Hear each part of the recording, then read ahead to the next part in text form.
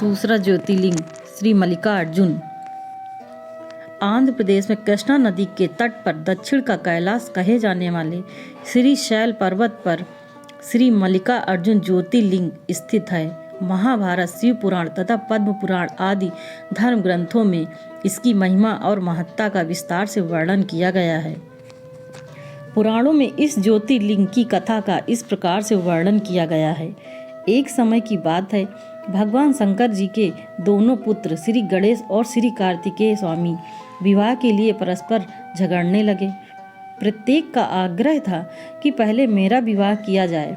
उन्हें लड़ते झगड़ते देखकर भगवान शंकर और माता पार्वती ने कहा, तुम लोगों में से जो पहले पूरी पृथ्वी का चक्कर लगाकर यहाँ वापस लौट आएगा, उसी का विवाह पहले किया जाएगा। माता पिता की यह बात सुनकर श्री कार्तिकेय स्वामी तो अपने वाहन मयूर पर विराजित हो तुरंत पृथ्वी का चक्कर लगाने के लिए चल दिए। लेकिन गणेश जी के लिए यह कार्य बड़ा ही कठिन था। एक तो उनकी काया स्थूल थी, दूसरा उनका वाहन भी मूसक चूहा था।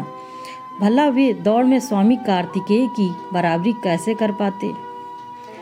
लेकिन उनकी काया जितनी स्थूल थी, बुद्धि उसी के अनुपात में सूक्ष्म और तेज थी।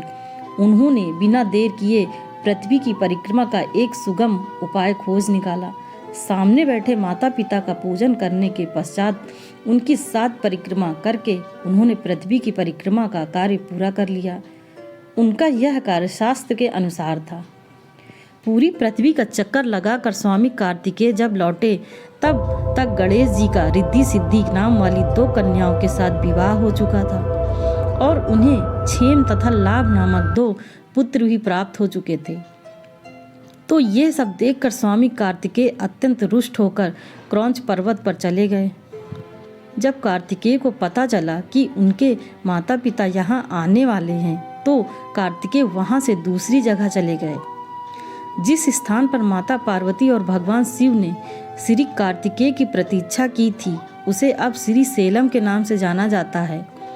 उन्होंने अपने पुत्र से परेशान होकर एक ज्योतिर्लिंग का रूप धारण किया और वहीं रहने लगे और मल्लिकार्जुन के नाम से प्रख्यात हुए।